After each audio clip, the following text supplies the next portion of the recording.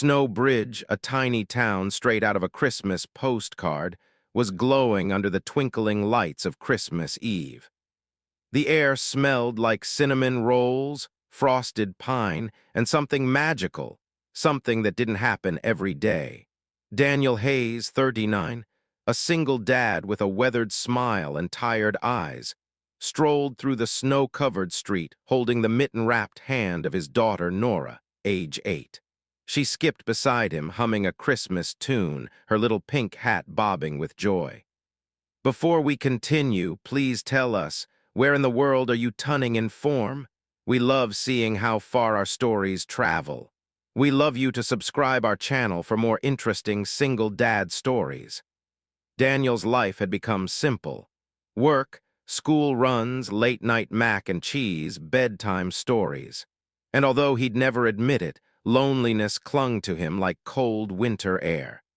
They stepped into Warm Crumb's Bakery, their holiday tradition spot. The place was buzzing, laughter, clinking mugs, peppermint steam floating around like happy ghosts. But in one corner, time stopped. A woman stood frozen by the Christmas cookie display, her messy auburn hair falling over puffy eyes that clearly held too many tears. Daniel's grip on Nora's hand loosened. His boots felt glued to the floor. Nora gasped softly, "Dad, that's—" But she didn't finish, because the woman, Amelia, looked up, and everything stopped. No Christmas magic, no warm cocoa, no jingle bells, just shock, pain. Familiarity. Daniel stiffened. His voice was low, guarded. "What are you doing here?" Nora just stared, wide-eyed. Then in the smallest, most heart-shattering voice, she whispered 2 words, "Mom's back." The room went ice cold. Every cookie, every whisper, every sparkle froze. Amelia didn't step closer. Instead, she slowly crouched down, staying a safe distance. Her eyes full of regret, hands trembling, voice breaking like a fragile ornament. I don't expect anything. I just needed to see you too." Daniel stepped slightly in front of Nora. His voice cracked, but only with controlled anger. "You left. No calls, no letters. 3 years, Amelia. You ghosted your own family. Now you just show up, like it's a freaking Hallmark commercial." People in the bakery pretended not to listen.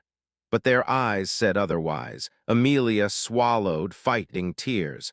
"I didn't come to break anything. I came because I was already too broken." Silence. And somehow that hurt more than anything. Nora looked between them, her tiny voice shaking. "Mom, why did you leave?" Out of all questions in the world, that was the one Amelia feared most. She whispered, "I lost myself, and I thought I wasn't good enough to be your mom." Inside Daniel, something broke. Not forgiveness, not yet. But anger shifted into something dangerously close to pity. Then a couple nearby whispered just loud enough, "Isn't that the woman who abandoned her family and ran away?" The words hit Amelia like a slap. Daniel, surprisingly, turned, not to her but to them. "That's none of your damn business," he said sharply. The bakery fell silent again. Finally, Daniel looked back at Amelia. "Whatever this is, we're not doing it here. Come with us." But he paused, voice flat. "Don't expect open arms." They walked out together, not as a family, not as enemies, but as 3 people with unfinished stories. But what happens when one painful conversation turns into the truth no one was ready to hear? Snow crunched under their boots as Daniel led the way, his posture rigid, coat collar turned up against the icy wind. No one spoke.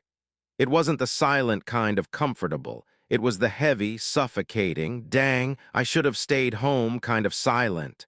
Nora held both her parents' hands, looking like a little peacekeeper caught between 2 worlds. They reached Daniel's small apartment building. Nothing fancy, just a modest 2-bedroom unit with flickering holiday lights and paper snowflakes Nora made herself. It wasn't perfect, but it was home.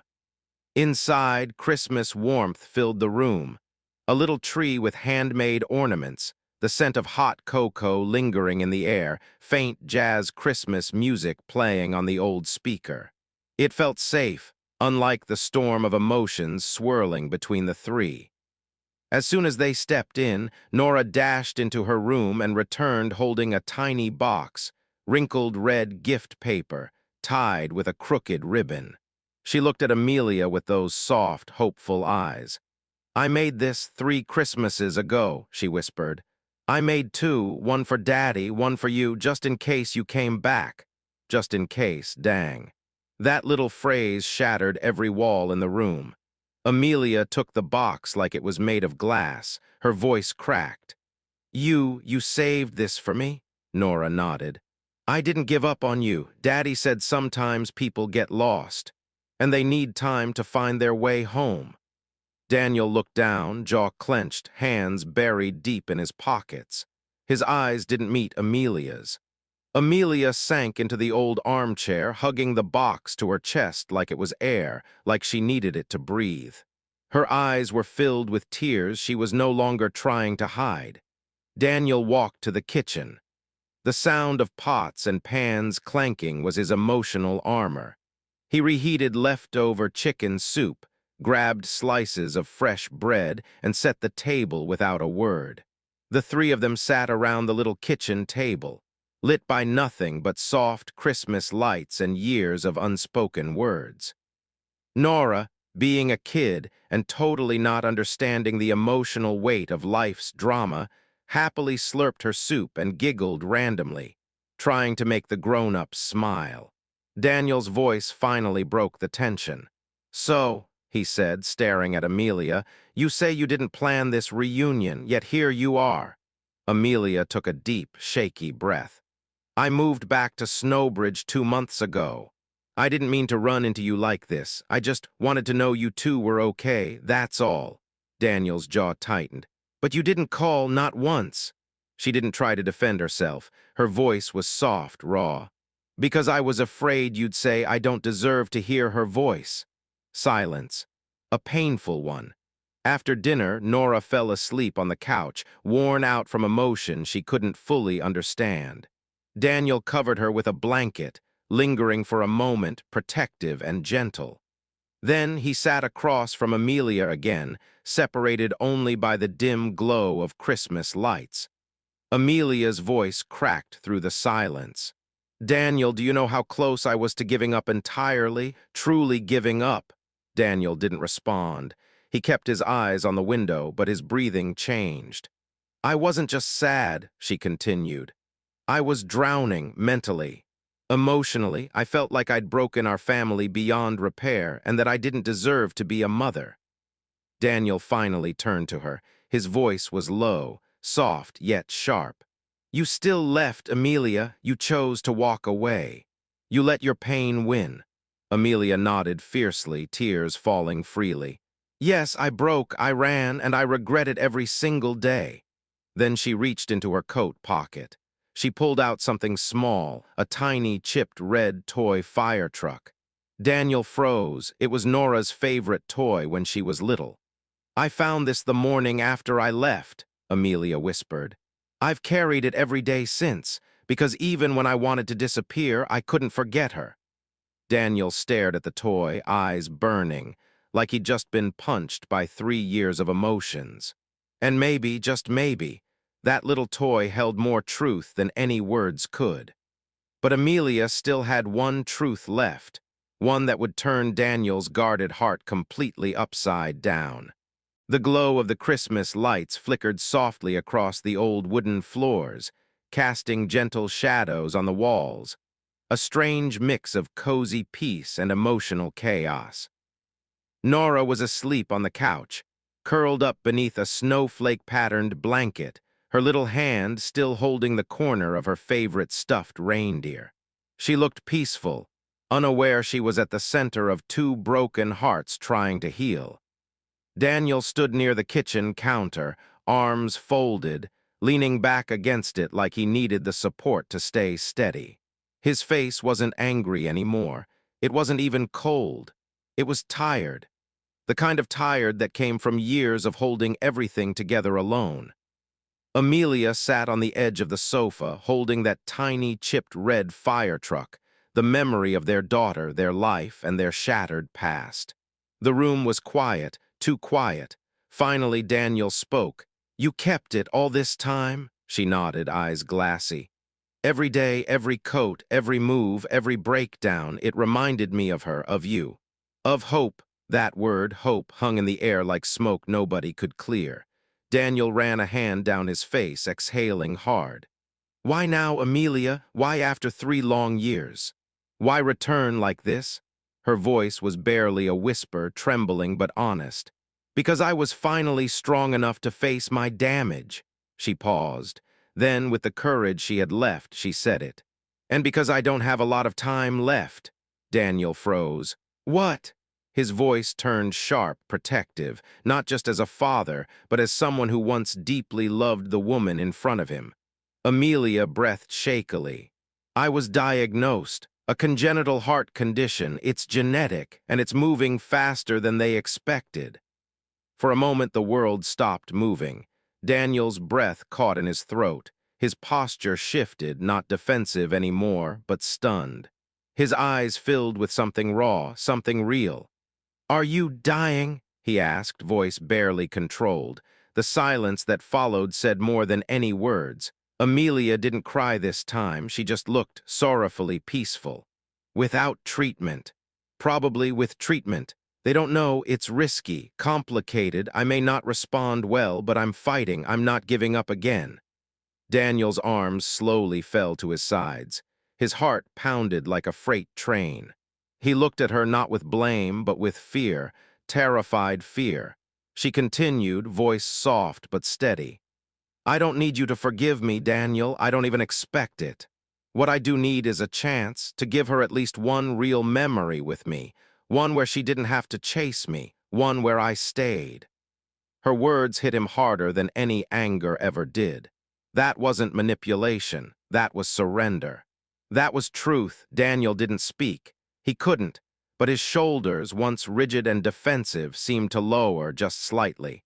And for the first time since she walked into that bakery, there was no anger in his eyes, only pain, and something dangerously close to compassion. A soft, rustling sound made them turn. Nora, now awake, but still wrapped in her blanket, sleepily walked over to Amelia. She didn't hear the grown-up stuff. She didn't understand heart conditions or emotional trauma, but she did see something simple. A sad mom, a hurting dad, a family trying. She gently wrapped her little arms around Amelia and whispered, "You can stay now, Mommy. I won't let you get lost again." Amelia broke, not with regret, not with weakness, but with a kind of strength that only comes after surviving your own chaos. She sobbed into Nora's arms. Daniel, broken, conflicted, overwhelmed, quietly looked away and wiped a tear he didn't see coming. But could a broken family rebuild when time, forgiveness, and even life itself were running out? The next morning, Snowbridge looked like a fresh snow globe, quiet, calm, and dreamy. Outside Daniel's apartment, soft flakes drifted like gentle whispers, but inside, emotions sat heavier than winter clouds. Nora was up early, humming some Christmas tune, already wearing her fluffy pink slippers and Mickey Mouse pajamas. She darted between rooms like a little sugar-fueled elf. But Daniel, he stood at the kitchen counter, coffee steaming in his hands, mind tangled in thoughts he couldn't silence. Amelia was awake, too, sitting on the edge of the sofa, looking small, like someone afraid to take up space. She held the fire truck toy again, gently running her thumb over the chipped paint, eyes distant.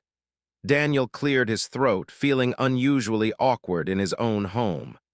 "Coffee's ready," he muttered. She looked up.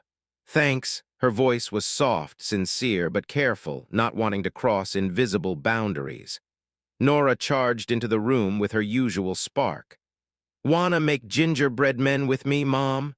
That word, Mom, still felt fragile, like glass about to crack. Daniel watched, partly hesitating, partly curious.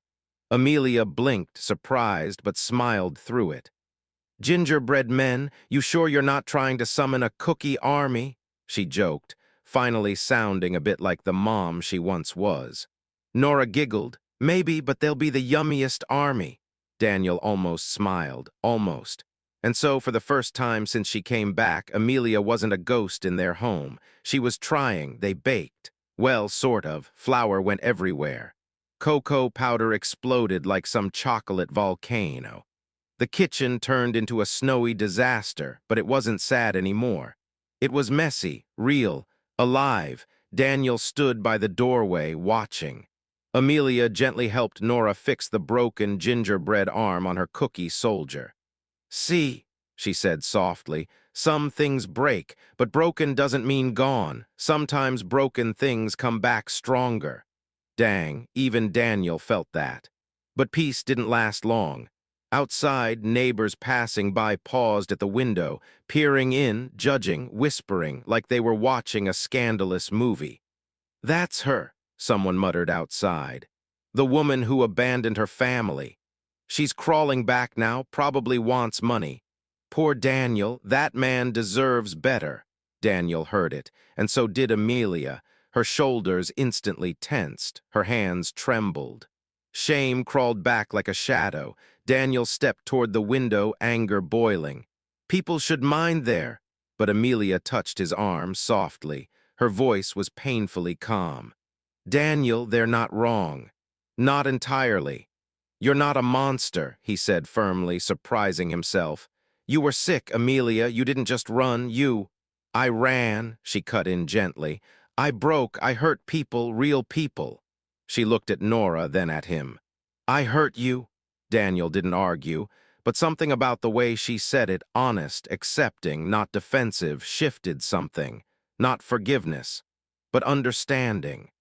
Later, when Nora went to watch a Christmas movie, Amelia and Daniel quietly cleaned the kitchen together. No yelling, no emotional explosions, just quiet, hurt, healing. Finally, she broke the silence. Daniel, if this heart thing gets worse, if time runs out, can you just... Her voice cracked. Can you make sure she never thinks I left because I didn't love her? Daniel didn't speak. Didn't know what to say. So instead, he placed the chipped toy fire truck gently on the table between them and said, voice steady, she'll always know. A single tear slid down her cheek, not the broken kind, the healing kind. But could love find its way back, when trust was still buried under years of pain? The next few days rolled by like slow winter clouds, soft, uncertain, and loaded with emotions no one dared to fully unpack. Amelia stayed, not because Daniel asked her to, but because Nora pleaded with those puppy eyes no parent could resist.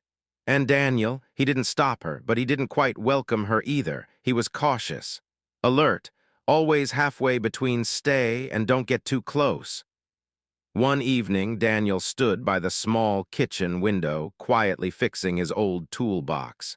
Something he always did when stressed: tighten screws, adjust bolts, fix things that weren't broken.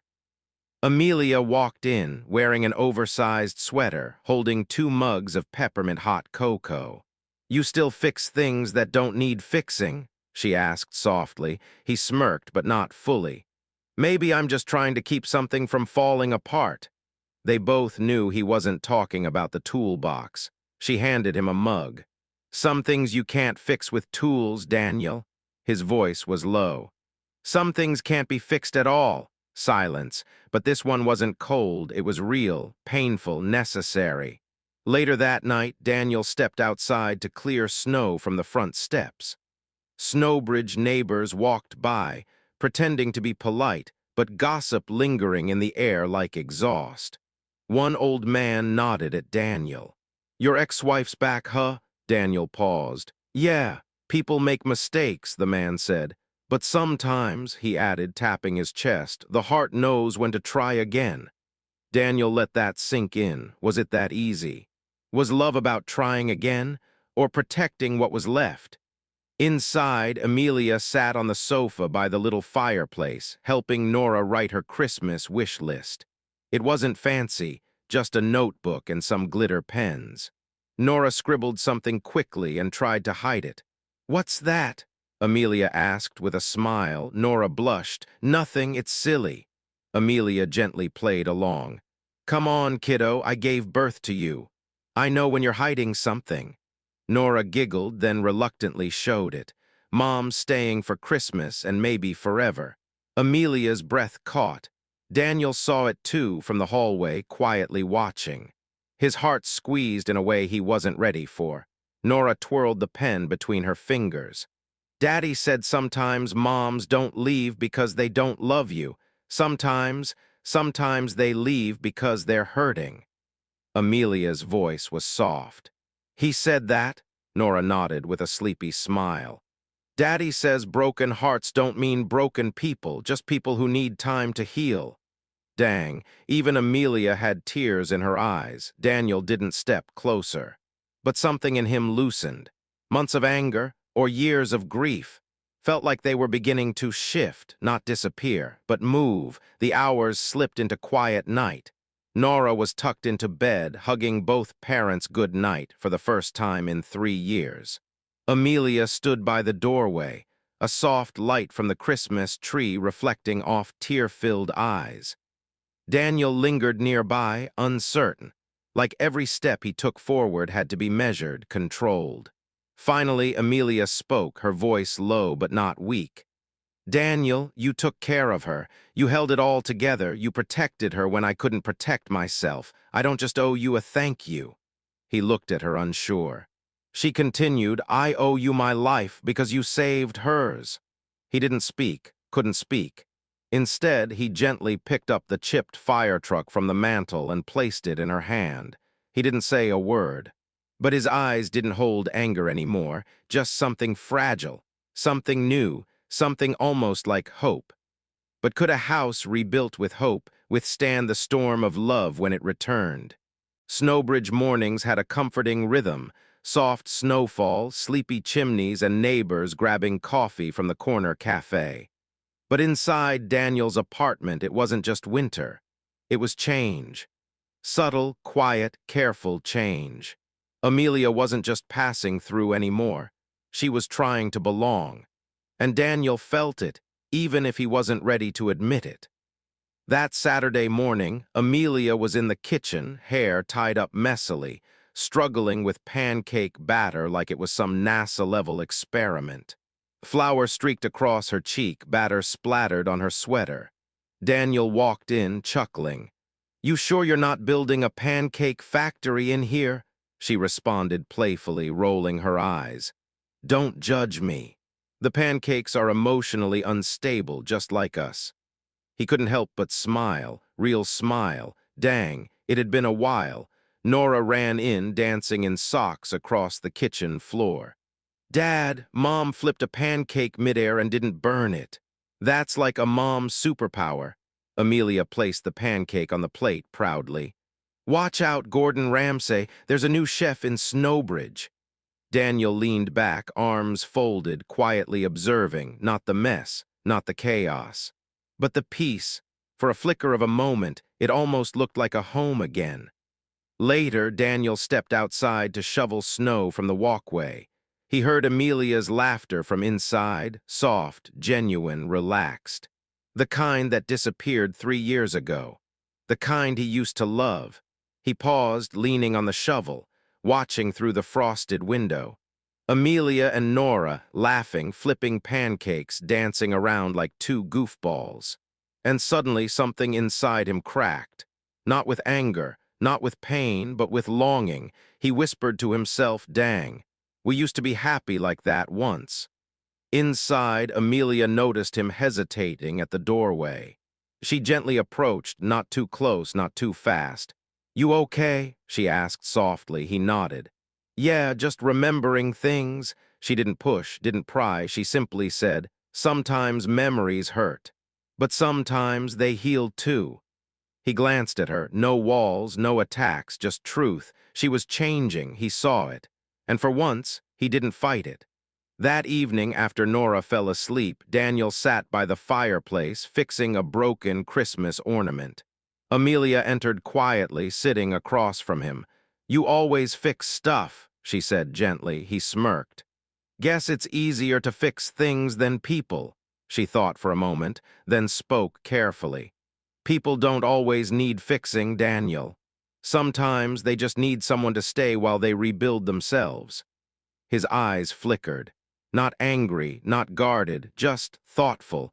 Then, without forcing it, she said something she'd never said before. Daniel, I'm not asking you to forget what I did. That wouldn't be fair. She looked him in the eyes, no escape, no excuses. But I am asking you to see who I'm becoming. Something about those words hit deeper than any apology. Not a plea, not guilt, just growth.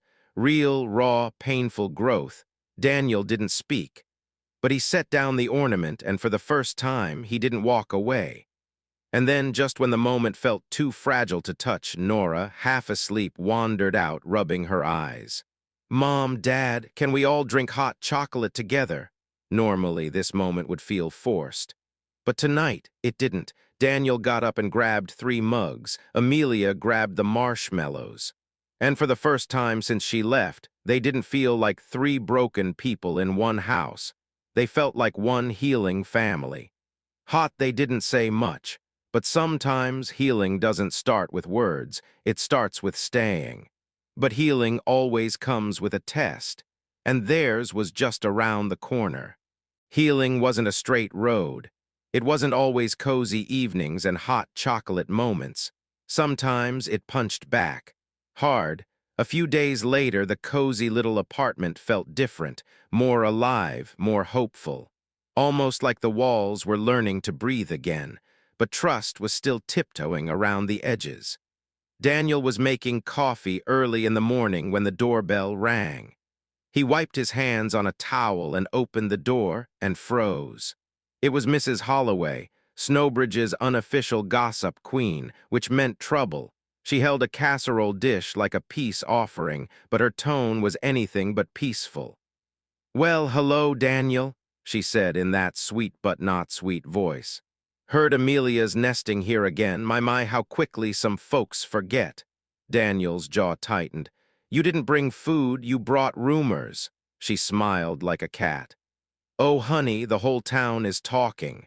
People want to know what happens when the woman who walked out decides to walk right back in.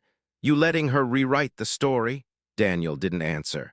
But Amelia heard it because she was standing in the hallway, white as snow, still, silent.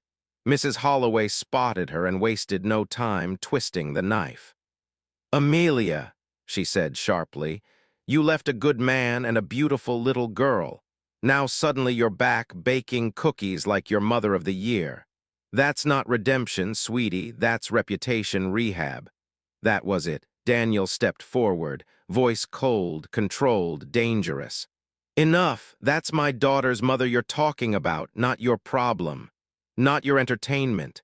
Mrs. Holloway blinked, stunned, because Daniel Hayes never snapped, not publicly, not like that. She stuttered, trying to recover. "Well, You were just leaving," Daniel said, firm, final.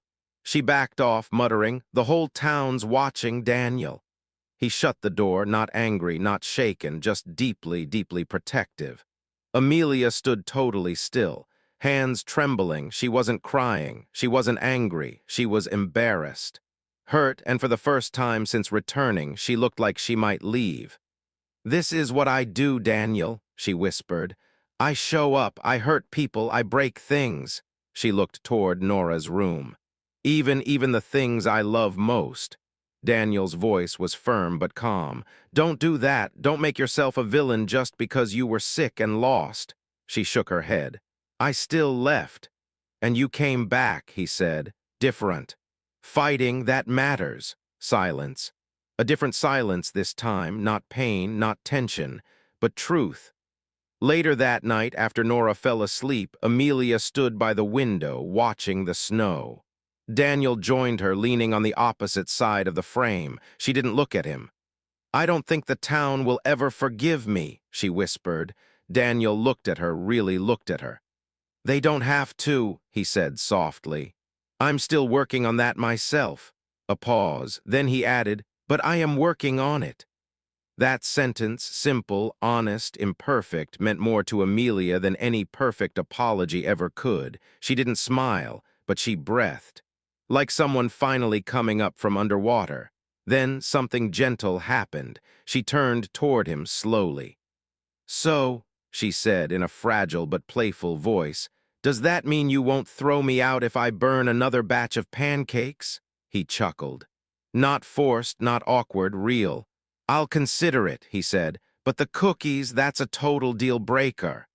They stood there together, not touching, not yet, but closer than before, not healed, but healing.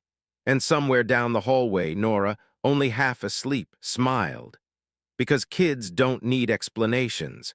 They just know when love is quietly coming back home. But second chances don't come easy, especially when love, health, and time are running out all at once. Winter evening, warm lights, soft jazz, a quiet house that felt, for once, like peace.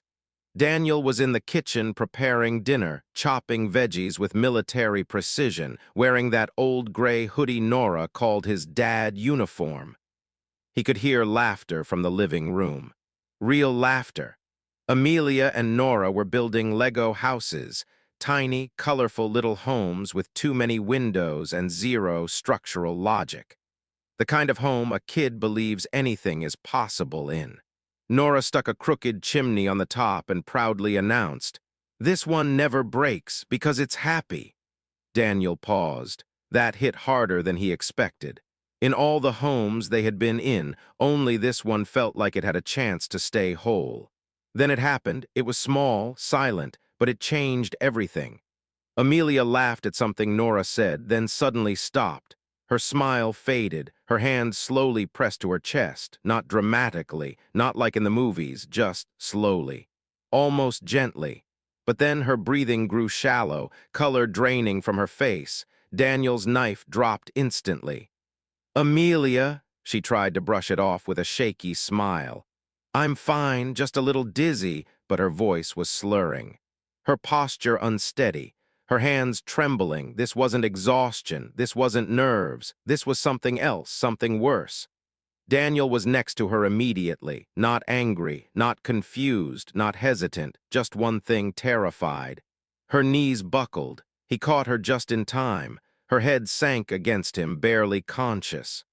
Nora gasped, backing up, tears flooding instantly, not because she knew what was happening, but because kids always know when something is wrong. "Mommy," Daniel tried to sound calm, but his voice cracked. "Call Dr. Lawson, now." Amelia looked up, weak, pale, but calm in a way that made it worse. She had felt this before. She just hoped it would never happen here. Not like this, not in front of them. Daniel helped her to the couch, trembling slightly, more than she was. Nora stood nearby, scared, hugging that little toy fire truck with both hands like it could fix everything. Amelia managed a faint smile at her. Hey, Peanut, I'm okay, I just got a little tired." But her voice was too soft, too frail, too not okay. 10 minutes later, Dr. Lawson arrived, coat half-zipped, medical bag in hand, concern replacing his usual calm. He checked Amelia's pulse, blood pressure, oxygen, listened to her heart quietly, too quietly. Daniel watched closely. He wasn't clueless. He recognized that silence, that doctor silence, the kind that means this is serious. Finally, Dr. Lawson spoke, quiet, measured. "You need full cardiac care, Amelia. No more putting it off, no more ignoring symptoms." He looked at Daniel. Then, even more seriously, he looked at both of them. "She will need help. Real help, a support system, stability. That means home, peace, no emotional storms." Daniel nodded slowly, but something inside him was shifting fast, not out of pity, not out of obligation, something deeper, something anchoring. After the doctor left, it was quiet, snow quiet, scary quiet. Amelia was resting on the sofa, covered in a blanket, looking small, fragile, but not weak. Nora sat close, holding her hand, watching her breathe like every second mattered. Daniel sat across, rubbing his hands slowly, not knowing what to do with feelings he couldn't fix. Finally, Amelia whispered, voice small but steady. "That's why I came back, Daniel." He looked up. She didn't cry. She didn't apologize. She simply said, "Not to be forgiven, not to heal the past, but to be here while I still can." Daniel stared at her not as the woman who left, but the woman who fought her way back, through darkness, through shame, through fear, through her own failing heart. Then, without planning it, he moved closer. Not too close, but close enough for her to feel, "You are not alone anymore." He didn't speak, but his eyes said everything. She didn't speak. But her said, "I won't run this time." Nora, half asleep between them, whispered, "Mom, you can stay as long as you want." This time, no one stopped her, not even Daniel. But could a house built on healing ever rebuild love too? Snow Bridge had quiet nights, the kind where time seemed to slow down, fireplaces crackled softly, and you could hear your own thoughts more than you wanted to. Tonight was one of those nights. Amelia slept in the guest room, doctor's orders. No exhaustion, no stress, no late-night emotional breakdowns. Daniel quietly checked on her once, twice, maybe 3 times. He stood at the doorway watching her sleep, not to make sure she was okay, but because for the first time, not as the mother of his child, not as someone who broke him, but as someone who was hurting, healing, trying, he cared. Truly, deeply, more than he wanted to admit. He gently adjusted the blanket around her and whispered, "Stay." Not out of anger, not out of fear, but because he finally meant it. The next morning felt different, slower, softer. Amelia joined breakfast, wrapped in a cozy sweater, her hair pulled back. No makeup, no fake smiles, just her, real, vulnerable, quietly beautiful. Nora sat beside her, practically glued to her side like a little koala, coloring Christmas cards. Daniel cooked. Amelia smiled, noticing. "You always make breakfast on Sundays?" she asked. Daniel shrugged. "Yeah, it's just kinda our thing." "Smells real good," she said warmly. "Like actual diner-level good." He gave her a playful smirk. "Don't hype me up, woman. I got a reputation to maintain. Single dad, master of pancakes and emotional damage." She laughed, a real laugh, not a nervous one. Not an unsure one, a comfortable laugh. The kind that makes you forget pain for a moment. Later that day, Daniel took Nora to her art class at the community center. He expected Amelia to head home and rest, but instead she stayed. She helped kids paint. She tied little shoelaces. She told a crying boy that his painting didn't look weird, it looked unique. And Daniel, standing by the door, noticed something. She wasn't just trying to survive anymore, she was trying to live.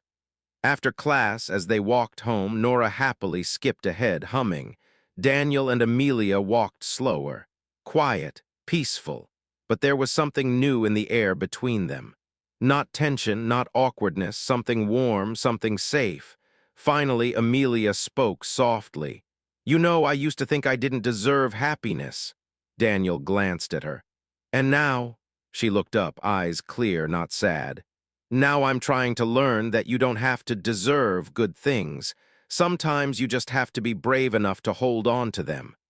Daniel stopped walking. Those words didn't just land, they hit. She kept walking, snow crunching beneath her boots. Daniel stood still, watching her.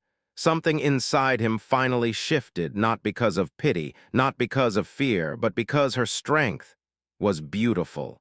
That evening, after Nora fell asleep, they sat by the fire again, just like before. But this time, the air felt different, gentler. Daniel finally said the words that had been sitting in his chest for 3 years. "I don't know if I can forget everything that happened," he said quietly. Amelia nodded slowly. "I understand." "I still think about the nights Nora cried herself to sleep," he added, voice tight. Her eyes filled, but not with shame. With understanding. "But," he said, softer, "I'm starting to remember something else too." She waited, heart pounding. "I'm starting to remember," he whispered, "that before everything went wrong, we were a really good team." Tears slipped from her eyes. Not of pain, but of relief, hope. Healing, she didn't move, he didn't touch her, but emotionally they finally did. Then the softest moment happened. No drama, no sudden romance, just something real. Daniel reached across the small space between them and gently placed the chipped red fire truck on the table between them. Their eyes met. He didn't say anything. He didn't have to. His eyes finally said, "I'm not just protecting our daughter now. I'm protecting us too." And Amelia, for the first time since coming back, believed he meant it. But Christmas Eve was coming, and with it one final test, one that would decide if broken hearts can truly find their way home. Christmas Eve.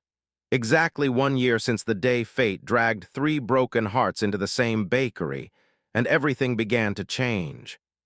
Snow fell lazily across Snowbridge like tiny flecks of magic, soft, slow, peaceful. The town sparkled with fairy lights, warm cocoa scents drifting through chimneys, carolers humming around corners. Christmas here wasn't just a season, it was a feeling. Inside Daniel's apartment, it finally felt like home, not perfect, not fixed, but whole. Nora was dancing around the living room wearing Christmas pajamas, placing ornaments wherever she pleased. No symmetry, no rules, just joy. Amelia gently set the star on the tree, her hands no longer shaky, her heart no longer afraid to feel. Daniel just watched, not from a distance this time, but with them by choice. The house glowed differently. The laughter sounded different. Even silence felt different. It felt safe. Later in the evening, they exchanged small gifts, nothing fancy, just meaningful. Nora gave Amelia a handmade bracelet, red, pink, mismatched beads, held together with a string of pure hope. "It's not perfect," Nora said shyly. Amelia smiled, tears in her eyes. "Neither am I, but you held me together too." Then Amelia, voice trembling with emotion, gave Nora a journal with 2 words embossed on the cover, "Home Stories." "We'll fill it," she said quietly, "one memory at a time." Then she turned to Daniel. She hesitated, then handed him a small box inside the fire truck. But not just the fire truck, repaired, polished, placed on a small wooden stand with one engraved line. "The day love didn't give up." Daniel stared at it, emotion rising too fast to hide. In that moment, he saw everything differently. The woman who left wasn't the woman standing before him. The woman who broke wasn't the one fighting to rebuild. She didn't return to erase the past. She came back to honor it, to make new memories, better ones. Daniel stood still for a long moment. Then he did something he hadn't done in 3 years. He reached out and gently took her hand. She froze, not because she was afraid, but because she felt home. He spoke softly, voice low but clear. "I can't promise perfect, Amelia," she nodded. "I never wanted perfect." He held her hand a little tighter. "But I can promise honest and present and fighting for the good days and the bad ones." Her eyes filled, no drama. No breakdown, just pure relief. "You're staying," he said, not a question. She nodded. "I'm staying not because you let me, but because we're ready." He let out a shaky breath, a different kind of breath, acceptance, forgiveness. Something like love, but deeper. Nora, who had been quietly watching, burst into the moment like sunshine. "Group hug," they laughed, but they did it. And for the first time, it didn't feel forced, or broken, or temporary. It felt true. Snow continued to fall outside. Slow, gentle, like time wasn't rushing anymore, like life had paused to let healing settle in. Amelia rested her head on Daniel's shoulder. Nora leaned against both of them, 3 people. Not perfect, not traditional, but finally whole. Later that night, Daniel whispered something without looking at Amelia. "Maybe next Christmas won't feel so heavy." She smiled softly. "It won't." And then he said the one sentence she never expected to hear. The one sentence she never dared to hope for. "If you're still here," she looked up, eyes shining, heart steady, voice sure. "I'll be here," he nodded, and whispered, "Then let's begin again." Dizzy the Christmas they rebuilt, not with perfection but with presence, not with promises but with choice. The Christmas they became a family again.